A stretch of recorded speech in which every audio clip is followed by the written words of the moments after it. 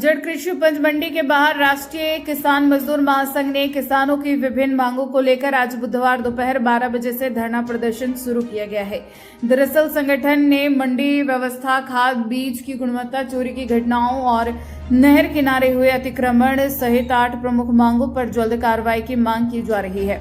महासंघ ने मांग की कि जिले के सभी कृषि उपज मंडियों में डिजिटल तोल कांटे लगाए जाएं, सब्जी, केला और पपीता उत्पादक किसानों और मंडी व्यवस्था को जोड़ा जाए और मंडी के बाहर खरीद करने वाले व्यापारियों पर मंडी अधिनियम का सख्ती से पालन कराने, ई टोकन से मिलने वाले खाद की गुणवत्ता जांच, अमानक बीज खाद बेचने वाली कंपनियों पर कार्रवाई, प्रभावित किसानों को मुआवजा, वाटर पंपों से तांबा चोरी रोकने के लिए रात्रि गश्त बढ़ाने और दवाना क्षेत्र की नहरों के दोनों ओर हुए अतिक्रमण हटाकर किसानों के आवागमन को सुगम बनाने की भी मांग की गई। अंजड़ से देवेंद्र यादव की रिपोर्ट। क्या नाम है आपका? मेरा नाम अनिल इसके, राष्ट्रीय किसान मजदूर महासंघ से जिला अध्यक्ष।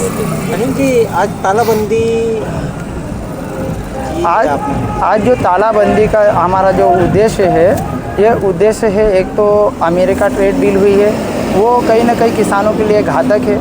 दूसरा जो हमारा उद्देश्य है कि ई टोकन व्यवस्था जो है इसको पूर्ण रूप से बंद किया जाए, क्योंकि इन्होंने जब ई टोकन व्यवस्था लाई थी, जब इनके जो कृषि मंत्री कंसाना जी है उनसे भी बैठक हमारी करवाई थी, जब इन्होंने आश्वासन दिया था किसानों को कि अगर कभी ई टोकन व्यवस्था आएगी तो किसान को लाइन में नहीं खड़ना पड़ेगा। वाकई में स्थिति बहुत ज़्यादा गंभीर है। आज भी 100 से 200 किसान अंजड़ मंडी में खड़े हुए हैं ई टोकन लेके। तो कहीं ना कहीं ये जो इनकी ई टोकन व्यवस्था है गलत है, इसको पूर्ण रूप से बंद किया जाए। अगर ऐसा ही चलता रहेगा तो किसान कहीं ना कहीं समय पे अगर कभी फसल में खाद नहीं डाल पाएगा तो उसकी फसल का नुकसान होगा, और फसल का नुकसान होगा तो हम कहीं ना कहीं फसल के मुआवजे की मांग भी करेंगे। किसानों को नकली खाद भी दिया जा रहा है? हाँ, अभी बहुत सारा ई टोकन के माध्यम से भी यहाँ के कुछ किसानों ने पकड़ा है। यहाँ अपने बड़वानी जिलों में 4 किसानों ने, जिसका सैंपल के लिए पहुँचाया गया है, परंतु सैंपल का जो इन्होंने नमूने लिए हैं उसका रिजल्ट 15 से 20 दिन में आएगा।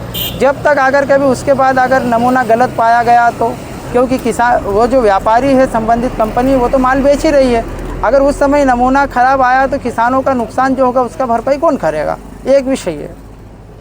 क्या मानते हो, किसानों के साथ में धोखा हो रहा है? ये किसानों के साथ तो कह ही सकते हैं, पूरे देश के साथ भी धोखा चल रहा है, क्योंकि धोखा हो रहा है। कारण ये है, अगर कभी खाद नकली होगा, नकली चीज़ें हम डालेंगे तो उससे क्या कहीं ना कहीं जो उत्पादन होगा वो भी खराब होगा, और ख़राब उत्पादन में स्वाद खराब होगा।